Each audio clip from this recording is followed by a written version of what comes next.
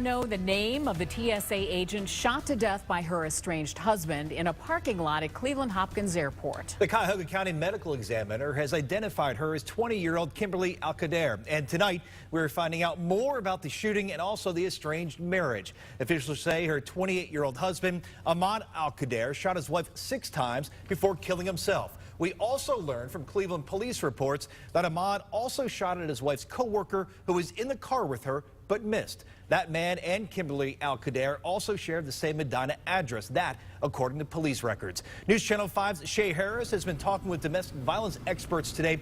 She joins us now live with why they say this is happening more frequently. Shay. Well, Chris, experts say domestic violence is an epidemic in this country, and they say what used to happen behind closed doors is starting more frequently to spill onto the streets. Cleveland and Cuyahoga County clearly has had a very recent string of tragedies. CEO of the Domestic Violence and Child Advocacy Center, Linda Johannick, says the shooting of 20-year-old Kimberly Alcader by her estranged husband, Ahmad Alcader, was an act of control. When domestic violence escalates, and it gets to that point where it's very dangerous, and then the offender actually kills the victim, often it's about power and control.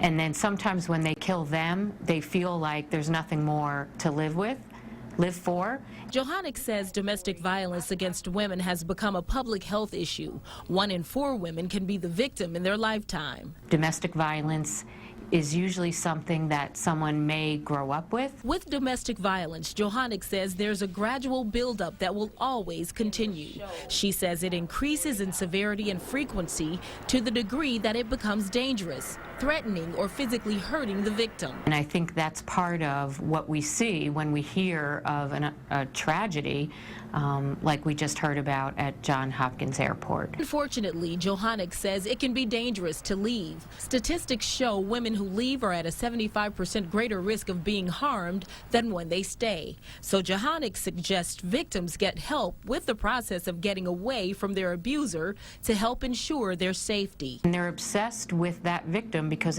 their whole life has been about having control over that person. And so that once they separate, they feel like they've lost more control.